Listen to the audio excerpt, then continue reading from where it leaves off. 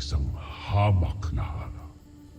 Na gaya ni Armea, isa lamang siyang maliit na pasneya kung tutusin.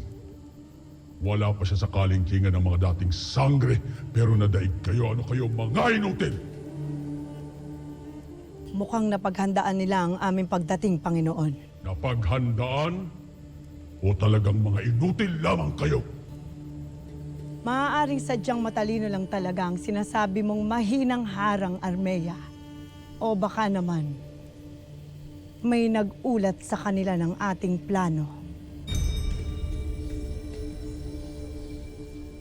Sabihin mo sa akin, Agane, paano kung maiuulat sa kaaway ang ating planong sumalakay sa norte ng Sapiro kung magkasama tayo simula ng iutos ni Hagorn hanggang makarating tayo doon at makipaglaban? Husto na!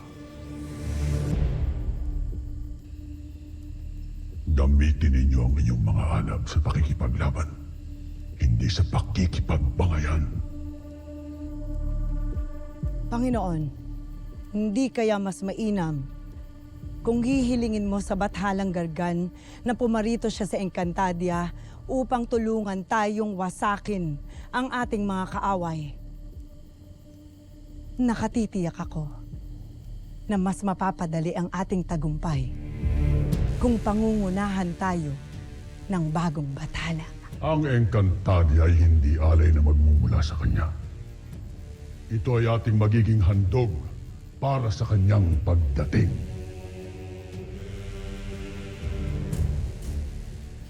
Pagdating,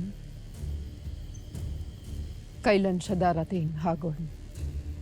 Kapag nadaig na niya, sa mundo ng mga tao, ang mga sanggring dumaig at nagpabagsak sa iyo. At huwag kang mag-alala, dahil malapit nang maganap niyon. Kung kaya't kinakailangan natin na masakop na ang Encantadia sa lalong madaling panahon upang hindi nakakahiya sa ating bathala. Kaya't ipakita mo sa akin ang iyong silbi, Midena. Bago ko pang hinayangan ang pagpapalaya ko sa iyo, bigyan mo ko ng maraming tagumpay. O kung hindi, ako mismo ang magbabalik sa iyo sa karsero o sa kamatayan. Naiintindihan mo?